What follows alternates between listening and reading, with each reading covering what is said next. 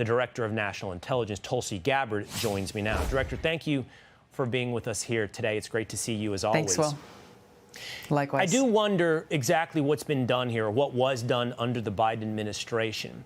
Was it they were saying that everyone who opposed, say, mask mandates or the vaccination of children are domestic violent extremists? Or were they saying that those are opinions often held by domestic violent extremists? Yeah, well, that's a very good question. That when you look at the language of these documents that I've declassified, first, the strategic implementation plan of the Biden administration's designation of potential violent domestic extremists, it really talks about people who may likely turn out to be domestic violent extremists, or those who may likely turn to violence because of these specific quote-unquote ideologies that they hold. And there's a consistent thread through here that these ideologies that they are designating as turning into potentially violent activities or being manifested in violent activities happen to be those of people who were using their First Amendment rights to oppose certain policies of the Biden administration. And while some of the examples that are focused on there have to do with those who opposed the COVID vaccine mandates, those who opposed the mask mandates, parents who were concerned that their children going to school may be forcibly vaccinated with the COVID vaccine without the consent or awareness of parents. The list goes on, but it's not exclusive to this. In some of these reports that we've declassified, it shows that people who were opposed to Biden's border policy, for example, could therefore have propensities to join a militia or could become these domestic violent extremists that we're talking about here. And again, it's important to look at this in the totality and the sequence of how this happened. These documents were issued in December of 2021.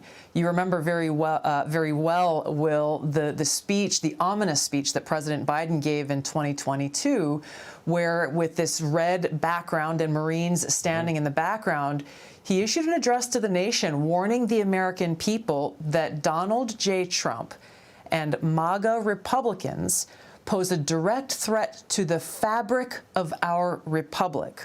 And then you put that together with how the FBI and others within the Biden administration directed social media companies to censor Americans and undermine our First Amendment rights because, of course, the social media companies don't want to be in a position to support the spread of domestic violent extremism. So when you look at all of these things together, you understand at its core the thing that I committed to the American people to root out, which is the weaponization and politicization of the intelligence community and national security state against the American people. You know, Director, it's a little bit like that analogy or the test that I had to take when I took the law school entrance exam. And it's one of whether or not you can pass basic logic. It is all right. Baseball players wear hats, but do all people that wear hats play baseball? What it seems like was done here is you take domestic violent extremists in this document, they suggest often hold these opinions. But then they created degrees as what you just laid out, that if you hold those opinions, therefore you might be on the path to domestic violent extremism. So if somebody's watching at home and you went onto social media and you said, I don't believe in mask mandates, it's not necessarily that the Biden administration said, therefore you are an extremist, but it placed you, it appears, and correct me if I'm wrong, on some sort of continuum where you would be perhaps monitored on social media and characterized publicly, like you just described, from the President of the United States. That's exactly the point. And this is where some former FBI agents have actually come out who were serving in the FBI during this period of time and it pointed out exactly that fact, that this line of continuum that they have created here that places a level of suspicion on people. Ultimately, again, the through line here are people who oppose President Biden administration's policies should be seen with some form of suspicion as a potential domestic terror threat. You've talked a lot about, you spoke with Senator Rand Paul about the Quiet Skies program, the secret domestic terror watch list program, yes. Something that the Biden administration placed me on the very day after I spoke out against Vice President Kamala Harris's policies and warned about the potential of the threat that she would pose if she were elected and served as commander-in-chief. So there are many different examples here that go towards exactly what you're talking about, that by laying this groundwork, they are then giving excuse and license to the FBI and other federal agencies to then surveil or carefully watch Americans who oppose the Biden administration's policies. Let's continue on that path together. You did mention that interview with Senator Rand Paul. I wanted to play that for the audience where we talk about why you were placed on the Quiet Skies list. And he said something in that conversation, Director, that was fascinating. He said, there are others. And he also suggested there might be others who were visited at home. Watch this. I do believe Tulsi Gabbard was selected for constitutionally protected speech and for her positions. And I want to see the deliberation. I have not yet seen the deliberation of who made the decision, who argued, and why the heck a former congresswoman who is now at the highest echelon of our government was put on a terrorist watch list. It's inexcusable, and I don't want to let it happen to an ordinary citizen, much less somebody who's in our government. And as I mentioned, Director, he did go on to say he thinks there's a long list of others, including yourself, that were placed on these lists, perhaps other members of Congress.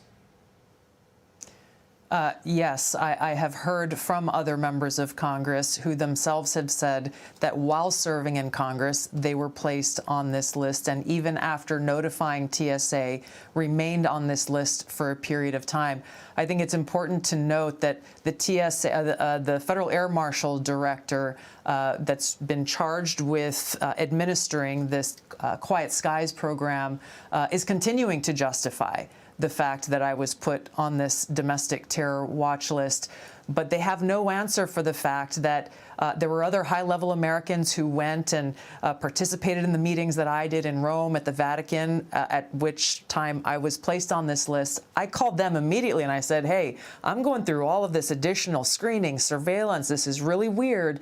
Did you have to go through that? And every one of them said, no, we were not. And the key difference there is the night before traveling, they were not on Fox News criticizing then Vice President Kamala Harris. So they're searching and trying to find some kind of justification for ultimately what this Quiet Skies program has become, one of many, unfortunately, in the federal government, a program that can and has been very easily used to be weaponized against those that the then Biden administration deemed to be a threat.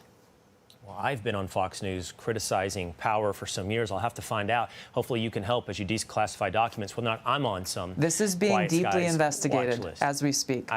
I'm glad to hear that.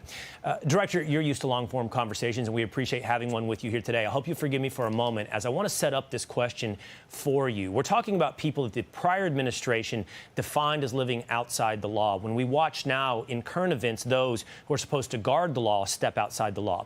I want to talk about Judge Hannah Dugan in Milwaukee, Wisconsin. There's a new video out of Wisconsin and the Milwaukee County Courthouse that shows the lengths to which she went to protect Eduardo Flores Ruiz, an illegal immigrant. In the prior footage, you saw her approach two ICE agents who were standing in the hallway and asked them to visit the chief judge's office. While they stepped out of the hallway, Flores steps into the hallway with his lawyer to make his escape. What Dugan and Flores don't realize is that there's a third ICE agent watching them as they walk down the hallway. He is surveilling them and picks up a tail the minute Flores walks past him in the hallway. Now remember, Dugan has already distracted two ICE agents, but she missed the third. Flores and his lawyer walk down to the basement and out the door, still tailed by an ICE agent. When he gets to the door, almost to street level, you're going to see exactly what happens. Remember, he's still being tailed by one ICE agent. But when he hits the street, that's when he moves into a full-out sprint. He's made his escape with the help of Judge Hannah Dugan. You can see quickly there, he is sprinting across the street. Other footage will show you then, from a different angle, he makes a sprint all the way down the street for a few hundred meters, chased by an ICE agent until he is tackled and taken into custody. But this entire thing begins, Director, with the participation, the distraction of Judge Hannah Dugan, who's now facing charges of obstruction of justice. So, Director, I just want to get your reaction to that new video out in Milwaukee. Yeah, Will, you know, it demonstrates something that we know already has been a common theme, especially under the previous administration, is that you have people in positions of authority and power who in their arrogance really believe that they can break the law, they can undermine the rule of law, and essentially in this case, I mean, yes, we talked about activist judges. She is clearly doing something to help someone who has already broken the law by entering our country illegally evade law enforcement who had him in their custody. And they've been able to get away with this for two reasons. Number one, there has been no transparency, and because there's been no transparency, there has been no accountability.